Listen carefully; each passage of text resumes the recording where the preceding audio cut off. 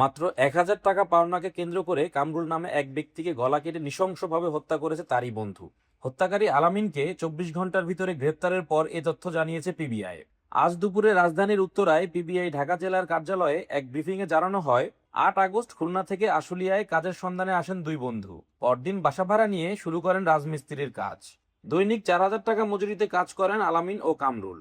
এ টাকা নিয়ে তাদের মধ্যে শুরু হয় বিরোধ। ১৪ আগস্ট রাতে কামরুলের কাছে ১,০০০ টাকা পাওনা দাবি করে তারই বন্ধু। কথা কাটাকাটির এক পর্যায়ে ছুরি দিয়ে গলা কেটে টাকা নিয়ে পালিয়ে যায় আলামিন। ঘটনার দুদিন পর দুর্গন্ধ ছড়ালে মরদেহ উদ্ধার করে পুলিশ।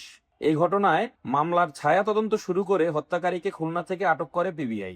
এই ডিসিজটার নাম হচ্ছে কামরুল, বয়স হচ্ছে 44, তার বাড়ি হচ্ছে তেরোখাদা খুলনা। এবং ঘটনার পর থেকেই আমরা এই হত্যাকাণ্ডের বিষয়ে ছায়া তদন্ত শুরু করি।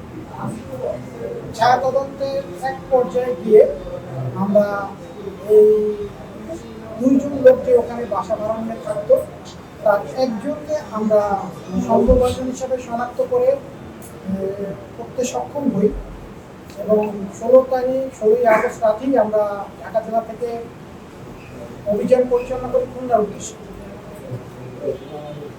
খুলনা পিবিআই সহযোগিতায় আমরা ১৭ই আগস্ট দুপুরের দিকে এই ঘটনায় জড়িত আসামিকে খুলনা জেলার তেরোখাদা থেকে গ্রেপ্তার করতে সক্ষম হই। গ্রেপ্তার করার এক পর্যায়ে জিজ্ঞাসাবাদে সেই ঘটনায় জড়িত থাকার কথা স্বীকার করে। তার কাছ থেকে ওই ডিসিজে মোবাইল উদ্ধারপূর্বক জব্দ করা হয় এবং আমরা যখন ঘটনাস্থলে মানে ঢাকায় তাকে নিয়ে আসি, বাসাইল এলাকায় ওই কক্ষে নিয়ে যাই, তখন ওই কক্ষের ভিতরে যে বাথরুম ছিল সেই বাথরুমের প্যানের ভিতর থেকে হত্যায় ব্যবহৃত ছুরি তার দেখানো মতো উদ্ধার করে আমরা চলতে পারি।